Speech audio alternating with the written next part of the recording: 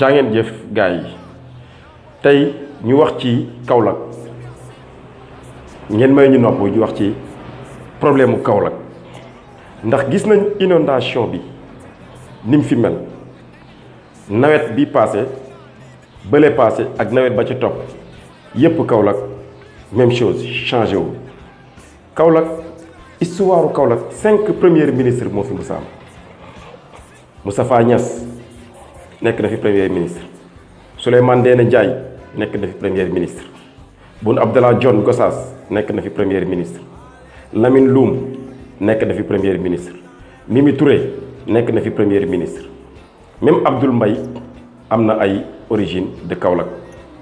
ba tax na gis ngeen inondation yi ñun ñoo ci teg suñu bët Kaolack di tëmb di féey bu ñu weesoo tëmb di féey Kaolack moo nekk dëkk yi gën a salte ci dëkk yi man je suis un natif de Kaolack foofu laa juddoo Kaolack laa yaroo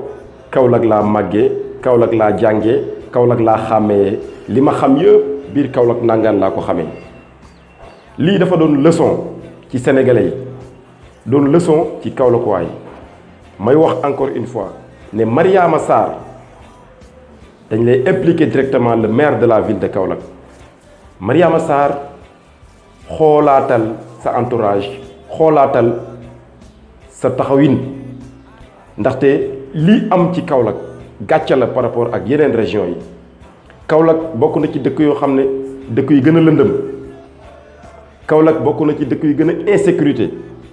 Kaolack bokk na ci dëkk yi nga xamante ne ni tey majeure partie jeune Kaolack waaye dañoo def exode rural dañoo génn ci dëkk bi dem seen yoon uti ji tey jii nag chance bi dafa nekk ci Kaolack waaye nañu xam ñoom ñooy ñan parce que lii gàcce la réewum El Hadji Ibrahima Niass Baye Niass réew moo xamante ne ni dëkk boo xam ne monde entier Afrique dañuy daw ci dëkk boobu di dem di ziyaare ji di xool si je crois que tey jii nii loolu rek waroon na tax tey ñu gàccal di teg yenn yi Kaolack encore may impliqué jeunesse su kaolackoise population kaolackoise tout le temps Kaolack mi ngi ànd ak pouvoir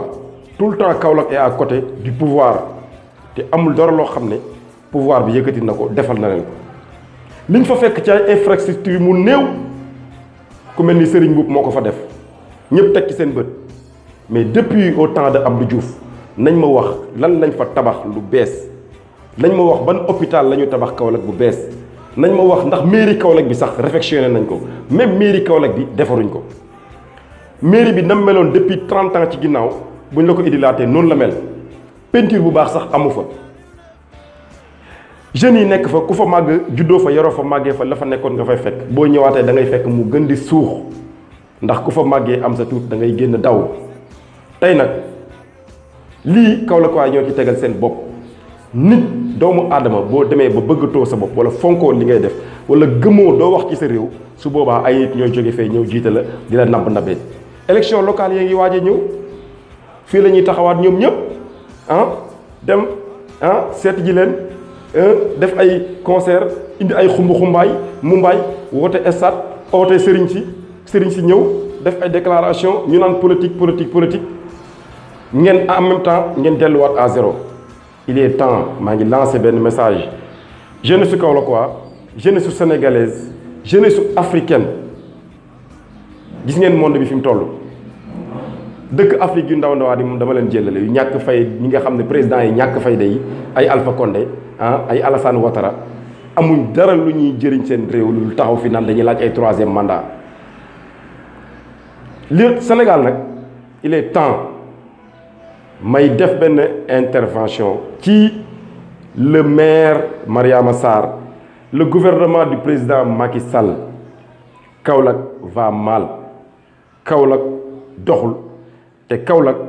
bu ngeen taxawul pour war ñu ay xar kanam kën di ngeen ko changer ñun dañuy ñëw jëlal ko suñu bopp changer ko parce que tamit mënuñ laa jox nga nekk le maire en même temps nga nekk la ministre fonction publique nekk ci gouvernement wu Macky Sall ay ministre nekk dëkk biir Kaolack di fa yeewoo te tey Kaolack moo gën a dellu ginnaaw ci région yi mais loolu dafa doy sol leen seen dàll wala ñu sol suñu dàll ñu dem taxaw devant la mairie Kaolack wax ak madame le maire ne ko Mariama Sarr li fi am doxul Kaolack ça ne va pas su ko mënul changer mu dem élection locale yi ñëw des na ay mois gars yi tànn leen seen maire tànn leen koo xam ne ci gox bi lay yeewoo tànn leen koo xamante ne nii jàmmu Kaolack moo ko tax a jóg wala bëgg na réew mi encore une fois mu nekkoon seen 6 minutes bi ma leen jagleloon ci Kaolack parce que yéen a gisal seen bopp donc il est temps que ñu changer ndax lii gàcce la ci politiciens yi maire yi fa nekk lii c'est honteux góorgóorlu leen jërë ngeen jëf seen xarit